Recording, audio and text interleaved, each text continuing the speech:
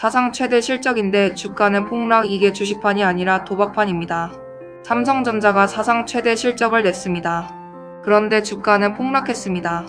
이게 무슨 소리냐고요. 실적 발표 당일 주가가 7% 가까이 떨어졌고 다음 날에도 코스피는 또 5% 넘게 무너졌습니다. 이틀 만에 800포인트 넘게 증발했습니다. 좋은 성적표를 받았는데 오히려 매를 맞는 상황. 이게 정상적인 투자 시장이 맞는 걸까요? 지금 벌어지고 있는 일을 정리해 보겠습니다. 먼저 사실관계부터 확인하겠습니다. 지난 7일 삼성전자는 올해 2분기 잠정 실적으로 매출 171조 원, 영업이익 89조 4천억 원을 발표했습니다.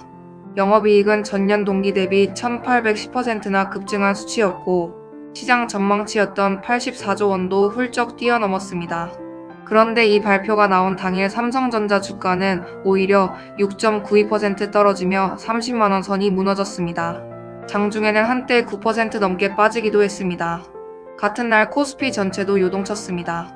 오전에는 매도 사이드카가 발동됐고 오후에는 서킷 브레이커까지 발동되며 20분간 모든 거래가 멈췄습니다. 결국 코스피는 4.91% 내린 7,656으로 장을 마쳤습니다. SK하이닉스도 6.06% 급락했고 캐나다 잠수함 사업에서 탈락했다는 소식이 전해진 하나오션은 22% 넘게 폭락했습니다. 그런데 이게 끝이 아니었습니다. 바로 다음 날인 8일 코스피는 또다시 5.35% 폭락하며 7,246까지 밀렸습니다. 불과 이틀 만에 8,000선에서 7,000 초반까지 800포인트 넘게 추락한 겁니다. 삼성전자는 정고점 대비 26%, SK하이닉스는 30% 넘게 조정을 받았습니다. 사실 이런 현상이 처음은 아닙니다. 삼성전자의 최근 12개 분기 실적 발표를 되짚어보면 발표 당일 주가가 하락한 경우가 7번으로 상승한 경우보다 더 많았습니다. 블룸버그 통신 집계에 따르면 2019년 이후 삼성전자가 시장 전망치를 웃도는 깜짝 실적을 발표했던 16차례 가운데 10차례나 당일 주가가 떨어졌습니다.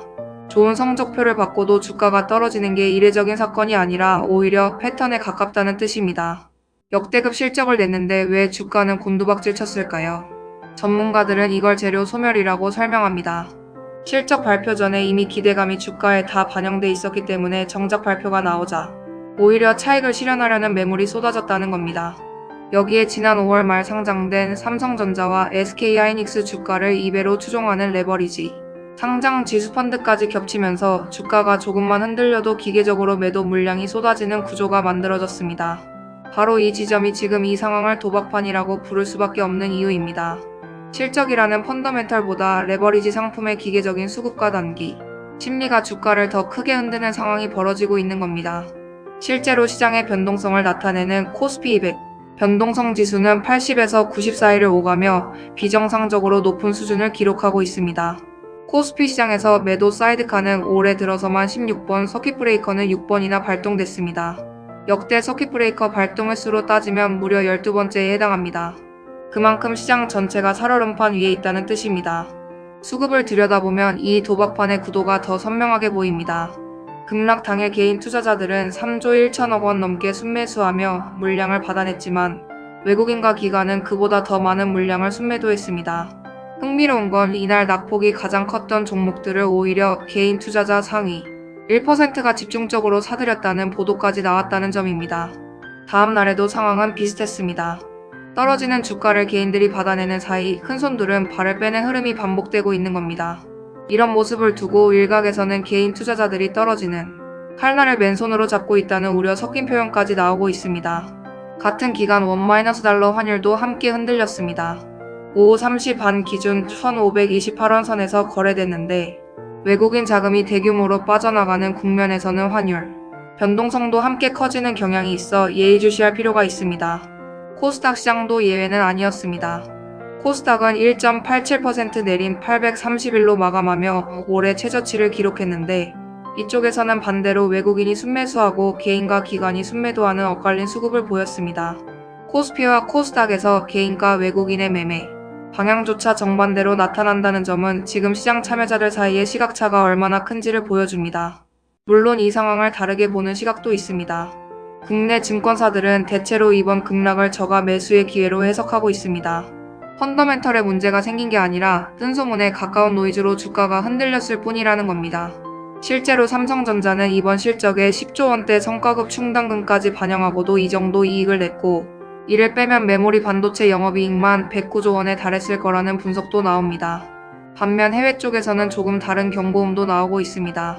모건 스탠리의 최고 투자 책임자는 반도체 업종의 이익 모멘텀이 정점을 통과하고 있다고 진단했습니다.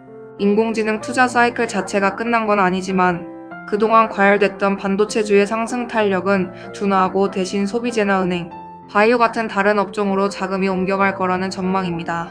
실제로 삼성전자와 SK하이닉스 모두 이번 2분기 또는 다음 분기에 영업이익 증가율이 정점을 찍을 거라는 전망이 나오고 있어서 실적 자체보다 실적의 증가 속도가 꺾이는 것 아니냐는 우려가 이번 급락의 근본 원인으로 지목되고 있습니다. 한 국내 연구원은 이런 상황을 두고 시장이 벌써 2027년 이후의 이야기까지 의심하기 시작했다고 표현하기도 했습니다. 결국 지금 당장의 실적보다 이 호황이 앞으로 얼마나 더 오래 지속될 수 있느냐를 둘러싼 확신의 문제가 이번 변동성의 핵심이라는 겁니다. 정리하면 지금 이 시장은 좋은 소식에도 주가가 떨어지고 기계적인 레버리지 상품 수급이 방향을 좌우하고 개인과 외국인이 정반대로 움직이는 상당히 기이한 구간에 들어서 있습니다.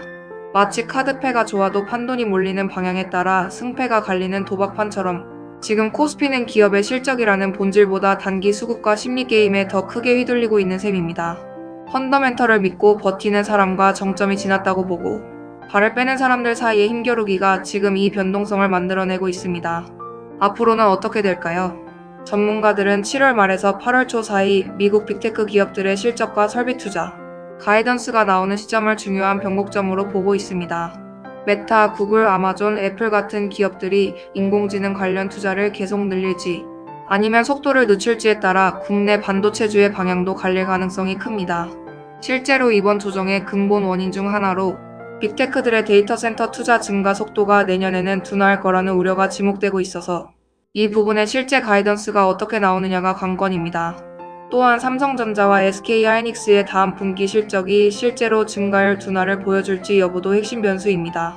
한증권사 리서치본부장은 최근 보고서에서 지금의 우려는 소음에 불과하다고 진단하기도 했지만 다른 쪽에서는 마진이나 실적 증가율 같은 지표들이 하락 전환할 가능성이 높다고 보고 있어 시각차가 상당히 벌어져 있는 상황입니다.